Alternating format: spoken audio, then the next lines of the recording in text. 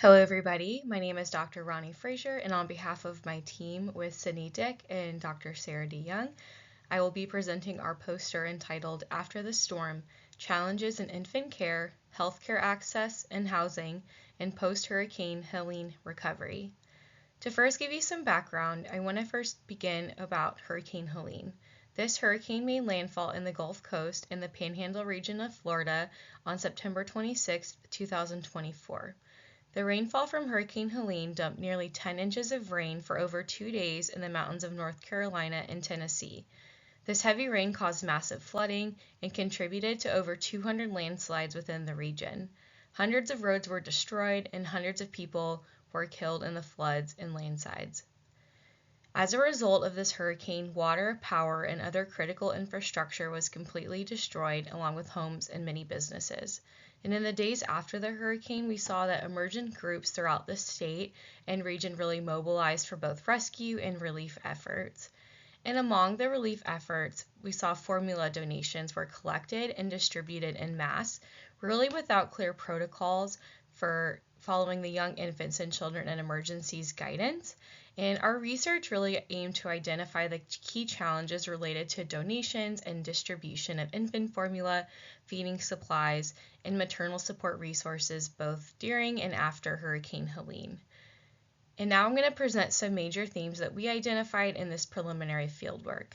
First, we recognized that there was barriers for families with infants and young children. We saw that families really experienced an interruption of critical services and that many organizations within and outside of North Carolina mobilized to bring support to the victims. However, there was confusion and inaccurate information about the kinds of supplies that were urgently needed. For example, when we arrived to the field sites, we saw that they had just gotten access to potable water, but people were still donating lots of water.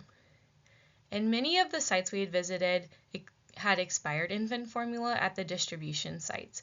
And additionally, some government offices such as the WIC program, which is Women, Infants, and Children, were closed for the autumn holidays without a clear notice to families or an alternate service site.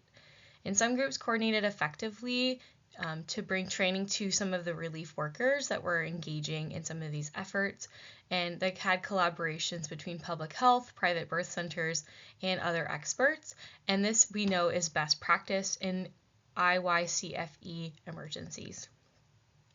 We also saw that there was a precarious state of housing. Many people were still living in tents, recreational vehicles, and temporary housing even 6 weeks after the hurricane. And some of the neighborhoods that we visited were completely destroyed and unclear if there were plans to rebuild. And some mobile home parks in Watauga County were marked as condemned, but we saw people still living in them.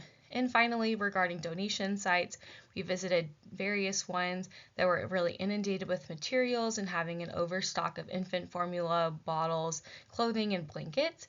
And while there was a lot of formula, we saw that there really was differential sorting and marking of these bottles to either none at all to very organized. And these individual staffing donations were sometimes locals and sometimes not, and we saw really a gatekeeping of donation supplies by these ad hoc volunteers, including instances of racial bias and stereotyping. And some of our key findings that we saw were a prolonged distribution of critical services and really inequities in donation distribution, that we recognize that we should be following IYCFE protocols and best practices, deliver policies, and support families after disasters because there's no clear legal or policy guidance on safe infant feeding. Thank you so much for your time.